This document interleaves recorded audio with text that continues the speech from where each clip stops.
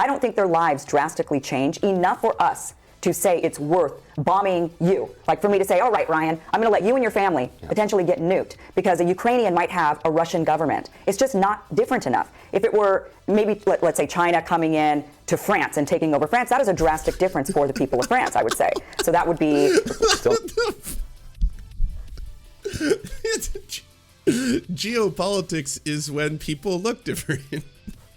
It's just clearly, you know, if the Chinese took over the French, we could see there would be a big difference in the way they look and sound, and so like that's a conflict, okay? But here, they're basically identical in every way. So I don't understand what's happening.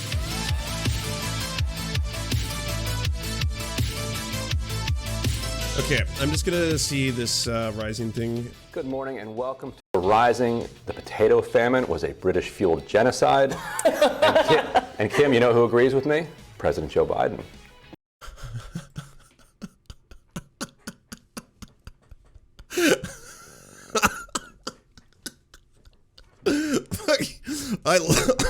Oh, excuse me.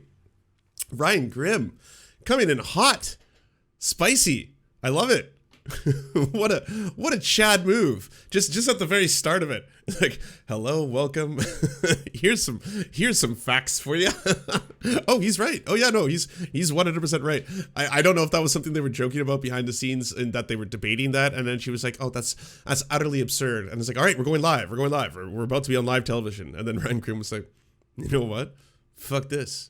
Feels like chatter day, you know? That's what today is. And I'm gonna come out and Chad energy this one. Okay. Kim is the only one participating in the holiday. Yes. You know what this means? What's that? I get to pinch your eyes. These guys didn't work. Very different energy. Very, very different energy going on. Like, it seems like Ryan Grimm is like, I'm going to use this opportunity to say things that could otherwise get me potentially in trouble and or fired. And then she's like, oh, but the pinches. Little pinch. I get to pinch all of you. It's socially acceptable pinching now. Hey, is there consent? Did you ask beforehand before you began pinching? There's not like a St. Patrick's Day rule, Kim. You have to ask first. Did Ryan want to be pinched? I'm not sure. You should ask him though. Green. I know, I totally forgot. Oh my gosh. I should have worn a green tie. I cannot believe you guys. Both of us Purple, forgot. maroon. What in the world is going on here? Too early in the morning to remember anything like that. Another 50,000 for coffee. That's true. I coughed twice. But no, here we do have Joe Biden. Let's see if can we run that clip. Mr. Biden, a quick word for the BBC. Dylan is going to pull. BBC, I'm Irish. Oh, Joe. Is he even Irish? Is he actually Irish? He's totally Irish. Okay, just making sure, because sometimes he tells fibs. Anyway. His father was English, and his grandmother once told him, Joe, your father's English, but it's not his fault, and he's not a bad man. Oh, we just haven't locked down the time, Roland Reagan. Oh, wow. He's very busy. Well, we have New He's York a busy Assemblyman man. But he said he wants to come on the show. Who will join us to discuss the Cuomo brothers' latest updates, and then Lucas Kuntz will discuss how American oil companies could tackle gas prices. But first, President Biden authorized an additional $800 million in new security assistance to Ukraine. Let's watch. Delegation authority under Section 506A1 of the Foreign Assistance Act of 1961, translated into plain English, a total of $800 million in defense art. So this comes after Ukrainian President Zelensky's heartfelt address to Congress and plea for more aid. And while Zelensky won't get a no-fly zone, he will get more money, drones, anti-armor systems, anti-aircraft systems, and small arms, plus plenty of ammunition. This comes as Ukraine and Russia are in negotiations for a peace plan that includes a ceasefire and Russian withdrawal if Kiev declares neutrality and accepts limits on its armed forces, renounces ambitions to join NATO, and gives Russians legal status in Ukraine. Just yesterday, Ukrainian officials accused Russians of an airstrike on a theater where hundreds of displaced people were sheltering. It's unclear how many people died in this attack. Very, very tragic. War is the worst. Terrible. Absolutely terrible. So it's interesting, Zelensky gives this address, says he wants a no-fly zone, and then he says, okay, if you're not going to give me a no-fly zone, then at least give me some jets. And I don't think we're giving him the jets, or we're definitely not giving him the no-fly zone. I don't think we're also giving him the jets. So they're instead giving him a bunch of really anti, so it's a defense equipment. So really they're just giving Ukraine the ability. I mean, they're clearly not, these types of weapons you don't give to somebody you think is going to win. You give them to hold off. Yeah. You know, you're fighting, you're just trying to keep them at bay a little bit, and maybe that is in order to facilitate more negotiation. Yeah, I mean, that's the whole strategy, right? I mean, it's a defensive, I mean, they're not, there's a small chance of Ukraine triumphing and defeating Russia right quickly, like a very small chance of that. I don't think it's impossible, but it's pretty unlikely. So yeah, they just got to hold out until negotiations. Yeah, and work I'll out, talk about this more in my radar, but the logistics of the plane situation are complicating this. We kind of like to think here in terms of somebody asks for something, they can have it immediately. Same day delivery, like Ukraine has Prime, and just all of a sudden a whole bunch of fighter jets are going to show up. Right. They don't have people who are trained to fly American fighter jets. So Americans would have to be flying those jets. That's the problem. Which now we're at war with Russia. Right. Okay. So then that's why they came up with this workaround where they said, okay, well, give us these MiGs, because we do have some pilots who are trained how to fly the MiGs. Polish will give us the MiGs. You'll trade American planes to the Polish. Everybody wins. And then they figured, wait a minute, how are we going to get these planes into Ukraine? You know, if you put them on trucks and drive them in, they're just going to get lit up. Yeah. On the ground. If you fly them in, now NATO is flying fighter jets into Ukraine, and Poland is now a target.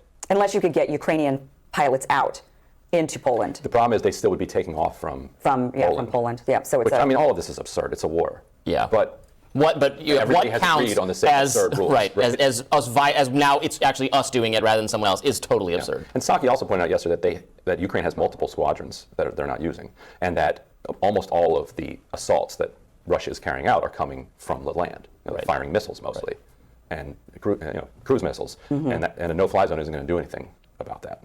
That's true. Yeah. But we'll see how these negotiations go. There's some things that the Russians are asking for that, could maybe be. So they want recognition of Crimea as Russian. They want recognition of the. Like, come on, like it's over. Right, it should happen. I feel like the tone is the way people discuss sports. It's surreal sometimes watching some of the, like, either the shows or the pundits, or just like trying to do media analysis like we do on this show, and people are talking about active war zones, and you're just like, yeah, it is weird. It's like the whole kind of morning coffee, what's on your radar today, kind of style. It is a weird place to hear them talk about that kind of stuff. But for whatever reason, the Ukrainians are holding on to that in Crimea. Ryan playing sensible dad. That's his role on the show. Like, every single time I've seen clips of The Rising, it's Kim saying just the highest levels of batshittery, where you're like, wait, what? And then Ryan afterwards being like, so that's completely factually incorrect. Everything, every word that has just come out of your mouth is factually incorrect. Well, why? Explain how. Is historically actually Russian. It was given to Crimea. I mean, it was given to Ukraine not actually that long ago. In the 50s. All of it's back and forth over the last 150 years. Right. 1,000 years. It's like so much of Europe. Yeah. Particularly that part of Europe. Yeah. And the people there in Crimea overwhelmingly want to be with Russia anyway. So that's going to be a tough sell, I think, in general, to get for Ukraine to say no, we're gonna continue with. But then again, they've got a lot of pressure from the West. That's the easiest one for them to give up. That is the easiest one. It's already de facto Russian. Totally right. But Donbass region is another area they're wanting in the negotiations for them to declare. But I think a lot of this stuff, Russia seems to be throwing out a lot of stuff that is probably negotiable to some degree. And so I think there is some wiggle room. They're definitely not going to bend on the NATO issue.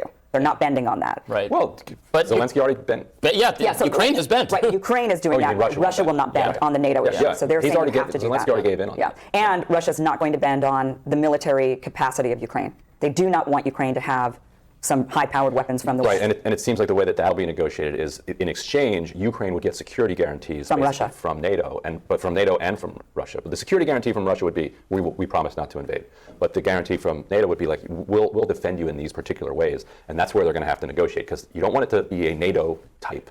So Russia doesn't want it to be membership in NATO. Right. But they have allowed the possibility of some type of security cooperation, the way that Finland. But what is sort of irrational or contrary even to the stated goals of Russia to put them in? How legit are the Rising of the Hill for real news? I mean, like any news outlet, you do have to understand the bias and the slant going into it. And there's also the problem with them. I forget who was the one who first exposed it, but there's a lot of oil money in the Rising, and specifically because it was like, there is that, I tried not to talk through my ass because I'm trying to remember exactly what it was.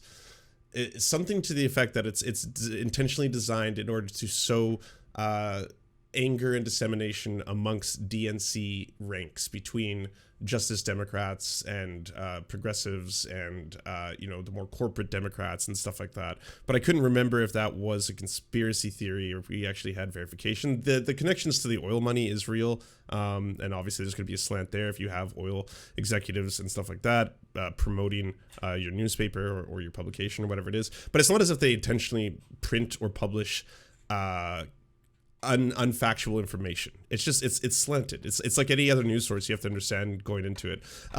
Obviously, everyone knows the Rising for giving us Crystal and Sagar. But one of the other things that I think is kind of interesting about the current Rising is they've tried so much to recreate that dynamic, because that dynamic turned out to be very popular. I mean, it's nothing new.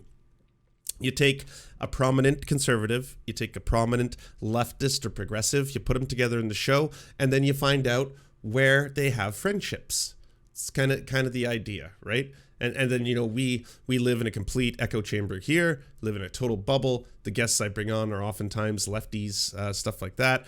We don't interact a lot with conservatives on a regular basis. We're just these stupid progressive elitists, and in some ways there might be some truth to that. I'm not gonna sugarcoat the situation for you all. This is certainly a problem, but at the end of the day, their attempts to recreate it haven't really landed, and I think they're kind of settling on this new dynamic, the trio, if you will. Situation. As a result of this action, Ukraine doesn't get NATO membership, but they weren't really going to get NATO membership probably anyway. Instead, they're going to get a series of greater entanglements and defensive arrangements with NATO countries. Yes. Not possibly, yeah.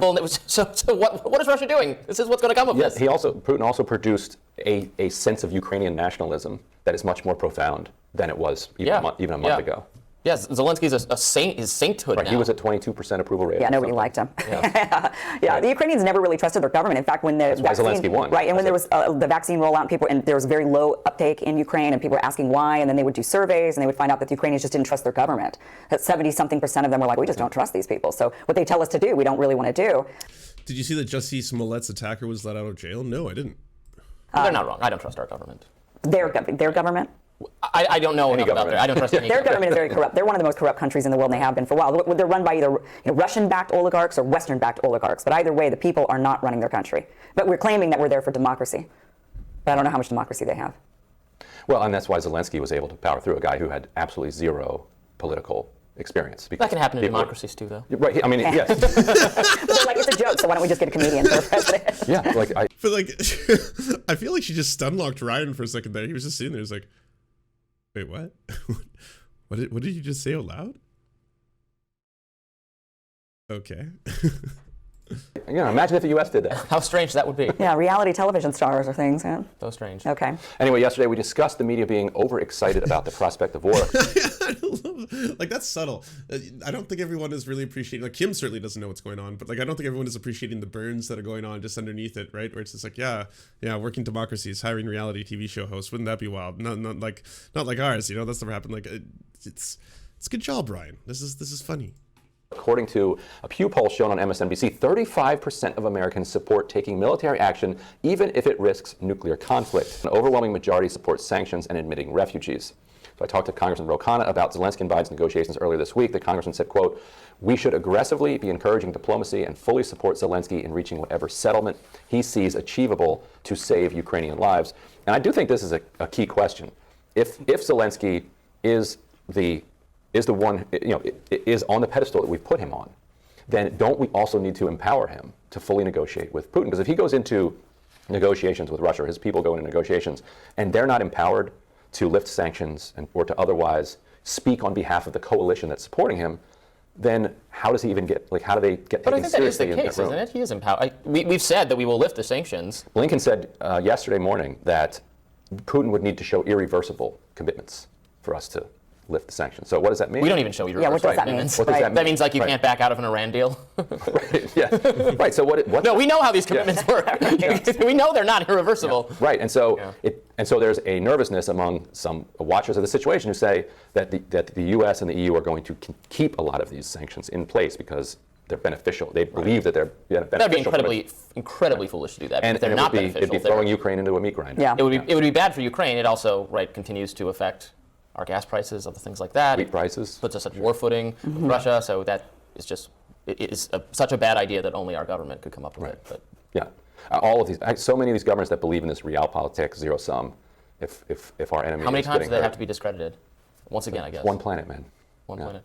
What do you think about, so this poll showing that like 35% of people or whatever. Insane. Who are these people? Why are these 30? That is a lot That of shows the people. power of the media, Oh too. my gosh, that would be willing to go to nuclear war. Are you kidding me over this? I mean, here's the thing with this conflict. I mean, I get it. We're all very sympathetic towards Ukraine. This is a terrible humanitarian crisis. War is terrible.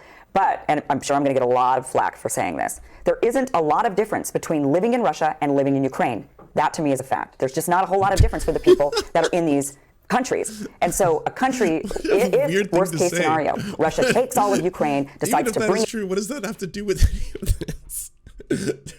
There's no difference in the two countries. Just like you live in Russia, you live in Ukraine. You'd think you're in the same place all the time, everywhere. They're identical. There is so what even if that was true, what does this contribute to anything? Well, then this invasion clearly not justified because they are identical in every way.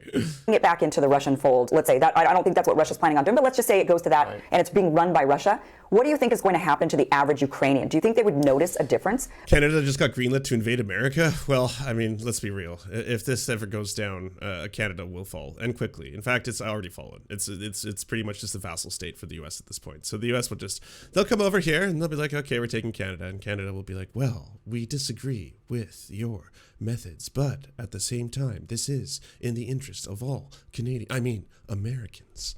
Between living under a Ukrainian corrupt oligarch or living under a Russian oligarch. Oh shit! If you take over America, you better not get rid of our public health care. I needs that. Okay, I'm not a Hassan streamer. Okay, I'm not a Mike from PA. I don't have the hundreds of thousands of dollars to be able to buy all the things that I want. Okay, if I wanted new feet, I can't buy shiny new feet, golden feet, if you will. So don't take away our health care. We'll need that, America. Okay. I don't think their lives drastically change enough for us to say it's worth bombing you. Like for me to say, all right, Ryan, I'm going to let you and your family potentially get nuked because a Ukrainian might have a Russian government. It's just not different enough. If it were maybe, let's say, China coming in to France and taking over France, that is a drastic difference for the people of France, I would say. So that would be... Geopolitics is when people look different. It's just clearly, if the Chinese took over the French, we could see there would be a big difference in the way they look and sound, and so that's a conflict, okay? But here, they're basically identical in every way. So I don't understand what's happening. Is this Sesame Street? What are you talking about? Not our problem. Now, we've made it our problem because France is a NATO country. There has to be some kind of limiting principle, though. Eventually, you have to say, okay, Russia. I don't think they're correcting her on that because that's just so absurd to have said out loud that you just kind of that's one of those you let the person have their own noose, that one's where it's just kind of okay, all right, I'll let you dig up, okay, this is clearly a very bizarre thing to both think and say, but yeah, all right, you're on live TV right now. Can't have that. We have to risk nuclear. If they invade America, right? It would have to be. It wouldn't be so different to live under Russia than our current government, I guess. But we. No, I think it would be. I would personally fight Russia if they came to our shores. I would pick up. Okay, so you might realize why Ukrainians want to fight Russia. No. Hey, if Russia came here, I would defend myself. I just don't get why Ukrainians are doing it because at the end of the day, they're basically the same people. Why not just say, okay, Russia, do as you will. Why don't we just give Russia everything they want all the time, is what I'm saying, right? You were not kidding. I didn't know it was going to be this silly. Up a gun myself and I would start fighting it because I don't want to live under that type of government. I'd like to see that. I'm from Idaho. But the Ukrainian government is identical to the Russian one. Makes sense. Makes perfect sense. So what's happening again? Why is this it seems bizarre, right? Why is anyone fighting at all? Really? I don't understand. Why is there even separate militaries, separate generals, separate commanders, separate world leaders? Why is there countries? I mean, what is going on here? Listen, but look, if it was an actual genocide, if there was something really, really atrocious that was going on, and we have those conflicts that are. What are you talking? They're bombing hospitals. The fucking kids are dying. What do you? What do you think is happening, Kim? I understand being anti-war. I really can't understand being like a cartoon character. And now it's time for me to analyze the situation. Look, something bad happened, okay? Something really bad. Then obviously, I would understand that we should call this out and that it's a bad idea. But I mean, is anything bad really happening? I haven't seen anything actually going on around the world, and we're not doing anything about those conflicts. Yet Ukraine that maybe might go under Russian control, which, by the way, it's been under Russian control for practically its entire existence. Up until only, how many years ago? 30-something years ago, it finally got some sort of independence to some level. And they had some independence during World War II, and some of it. I mean, they've been occupied by a lot of different people, so their lives are not drastically, it's just not different enough for me to say it's worth blowing up. Why is the conservative talking point that, like, suddenly countries don't count because of reasons? Like, we're now going to redefine, it's like, well, actually, technically, it hasn't existed for very long, so problem over. Like, so what's the barometer here? You know, America is a relatively new country in the scheme of things, if we're going to be real here. I mean, what counts? How many years do you need? What rules do you need? Like, you know, and I know this is not the open borders, because goddamn, if you talk to Kim about, hey, should you let in more refugees? You'd be like, ew, gross. What, you mean migrants? Filth people? No, not them. No, I don't want them in my country. Oh, so you understand that you've just established the countries are real and the thing, and let's see what's going on. American families over. Well, I mean, basically nothing's worth nuclear war. I mean, that's the end. Well, that's it. Okay, I agree. Nuclear war is definitely, to me, seems to be. There's a but. Oh, I feel it. I feel it in my bones. I feel it in my bones. She's rising up to a butt here. Off the table. If we just say nothing's worth nuclear war, then we give up. We should, I mean, I'm not a very hawkish person, but don't we just say then, okay, we won't do anything if any evil country with nukes, right? It would have to be we will never do anything. Atrocious. Like, they would have to be like gassing people, dropping chemical weapons and killing off entire cities for me to say. Nuke the planet. Well, you would nuke the bad guys. I mean, I'm definitely not, I'm a total anti-war person, but still, to me, it has to be that bad in order for us to go to that level. I'm an anti-war person, but we're allowed to defend ourselves, and we're allowed to defend countries. But nuclear war over a corrupt government going from, a country that has been corrupt, going from one level. And most people agree. Even 35% is a lot, but that's still a minority. Most people don't want to have nuclear war over that. Yeah. Those are really high numbers. Against nuclear war. We'll take that. We have to somehow. If they invaded France, we would nuke them, right? I would support doing that. I mean, but then we'd all committed to. I agree. We would not. They can't. We would not all die. They can't. They can't hit us. It would definitely be enough for maybe a no-fly. I don't know. The limiting capacity, though, to answer your question, it's not a theoretical question. It's a practical one. Russia hasn't gotten into Kyiv yet. Right. They're not getting to Paris. I don't think they're trying to get into the cities. I actually think they're just trying to circle them and suffocate, like squeeze them because they're trying to negotiate. I don't think Russia wants to take Ukraine. I don't think that's They're not oranges. What are you talking? I just think they want to juice them, get around, surround them, squeeze them a little bit, massage them. Really, I mean, Russia is just looking. They're just looking to massage them. Oh my God, what are you saying? What, dude? How can you go on live TV with absolutely no understanding about the topic you're about to talk about when the stakes are so high? The stakes are so incredibly high, and then get out there and be like, I don't know. They look and sound the same to me, so no invasion really happening. They're not trying to take cities. They're not bombing cities. What are you talking about? Bombing cities? That doesn't happen. Hospitals, schools. What the fuck? their plan. I think they want Crimea. They want the Donbass region. I don't think they've ever had the. I know that's what a lot of people here think. They're trying to grab territory and take Ukraine. I don't think that was ever the plan. I think they wanted. Yeah, well, we disagree. I think they wanted Zelensky out, or I thought maybe they would take enough of the country where his government would flee, like the Afghanistan government. He's not a powerful government. He's just a puppet. So they don't care about him. Well, now he's a powerful figure. Now he's an extremely powerful figure. He might be a meme, but that's it. He's not really actually running that country. If you have the support of your people, which what is Kim? I'd love to know your answer. What's it going to be? You know, we could just spin the Rolodex on this one. Is it the globalists? Is it the Illuminati? Who truly controls Ukraine? Brings to you. Yeah. And especially if you perform well during war. They've made him much more powerful than he was. That's real power. Before. He's really still at the They made him an best of Western internationally governments. important figure. He is a puppet to the West, and that's what he is, and that's what that government has been since the coup that was, backed by the U.S. in 2014. We put in Western-backed leaders, and they're really just puppets for the West. So he's doing what the West wants and doing what the West says. I don't think he's really that powerful. I think Russia's negotiating with us. Putin might have liked to think that, and it may have even been true in the past, but Putin's own actions have created him now as a powerful I don't know figure. if he's powerful, but he's a hero, for sure. No, I mean, if you have the support of your nation, that's where political power comes from. Yeah. Now, it's Ukraine, it's not China, it's not Russia, it's not the United States, so he's not a major power, Right. but he is a powerful political figure, and he's on the world stage at this point. I mean, and you can see it in the way that the U.S. media is finally deciding to spell his name correctly. There was even an impeachment over him being shaken down by Trump, and they didn't bother to spell his name right at that point. But now, they're like, oh, somebody check his name. Oh, shoot, there's 2 Y's at the end. Okay, he's earned that. So he's earned his name being spelled correctly, which is its own form of But that's power. still, that's, from our side, our perspective, I don't know what the Ukrainian people think about him. That would be interesting to... I mean, the They polls like are, him. They would like to stop being killed by Russia. I don't think you know anything about the situation whatsoever. This is like a beyond embarrassing display.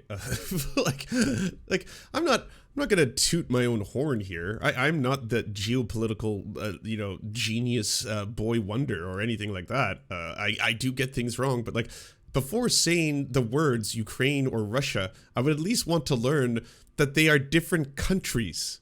Like that. I don't know. Where is the bar on this? Should you be able to start there? Can we say that like you're not allowed to be on television if you don't know that Russia and Ukraine are 2 different countries, like with different languages, with different leaders, different militaries? That seems like it should be the minimum. I know the bar is low, but come on, there has to be something. I think they would like that. I think that there's probably strong support for that among the Ukrainian Strong people. support for stop killing us. But we'll see how much of the southern portion of Ukraine Russia actually does give back. So yes, but Right. they don't take the entire thing, but I think all of that area around the Black Sea, they're going to try to hold on to. There's enormous natural gas in the Black Sea that they tried to negotiate for. Right. They didn't. So we'll see. Yeah, we'll see how much they... Well, coming up next, we'll tell you what's on our radars. Whoa, creepy, weird. You say the comments are in support of this? People who cheer for going to war are nuts. They have in most cases what idea. Like the 35% are probably watching too much television. As a war veteran myself, let me tell you. Okay, well, like let's be perfectly clear. I do not want in any way there to be a global war. I do not want there to be a direct war between the United States and Ukraine. I am in the anti-war stance in that. But I acknowledge that Russia is invading a sovereign country right now. Like that's like the holy fuck. I think these people are just like, they're really big on, like, the conservative angle must be right now that somehow what Putin is doing is justified and, he's actually just a strong leader who's trying to maintain stability in the region by denazifying it like he said he is and all this kind of shit. And then it's just the liberal war hawks who are trying to pull us into this day by day. Kim is so right on the nuclear war. This is not worth it. They will not be supporting other military projects on the cover of Ukraine. 1 in 3, I don't remember nationwide poll. I certainly don't support the war. I don't believe this will turn into a thermonuclear war. Best news show ever. You guys are killing it. Yes. I love the variety of opinions. Before watching this, I had no idea that Ukraine and Russia were actually different countries. I thought all countries were the same thing, known as the global blob. I, for one, no longer pledge allegiance to the global blob. I'm ready for new ideas and experiences. And parlay. There, I contributed. That would be imposing a higher thing. She speaks with such a level of confidence for someone who's so offensively wrong. Yeah. Well, I mean, not only so offensively wrong, but just like, I could not imagine not even having a very basic understanding that these are in fact separate countries, but then to go out on television and be like, you know what? I really want to talk about this whole war stuff. You know, it doesn't make sense. It would make sense to me if it was China and France because they look and sound different. So visually, it would make sense. But these are all white people. Why are white people fighting white people? It doesn't make any sense. You know, it does not compute. Does not compute in any way, shape, or form. You know. Do you enjoy the Serfs but prefer not to have to use your eyeballs? Many are saying this. Well, we've got the solution for you. It's the Serf Times in podcast form, available on most major podcasting networks now. If you enjoy it, please consider leaving a good review and feedback because it really helps the show out, apparently, and it's free, just like the podcast. To our gods, Xander Corvus and Peyton L. Just, we are prepared to conduct many a human sacrifices in your honor. To our monarch, Tom Spiker, we are but your humble yet incompetent jesters, trying in vain to bring some levity into your life. To our Lord Trevor R., we give you thanks for this meager plot of land for us to toil away our pathetic existence. To our brave knights, Carl Wauer, Tony, D.M. Rivera, Resident Scarecrow, Sir Nickus, Mayred, Cheryl Alvarez, Ruben Kelly, Brandon, Words Greenwood, Nate, Hegbert Celine, Matthew Scarborough, Stellar Vision, Ariane McCarthy, Daniel Sutton, Coulter Smith, Jenna Tal, Quiet 185, Anna Loves Riley, Omni, Riley and Anna, Poodlehawk, The Tim Caucus, Multimondi, Trevor Janis, Lemmy 101, Anthropophojak, Saren 42, Catherine, Ramon Acosta, Nkosin, Agent NDN, Violent Orchard, Political Puppy, Andreas Chiringuito, Zach Christensen, Todd Buckingham, and Todd Lajeunesse. We salute our mighty heroes off to conquest some bread in some far-off lands.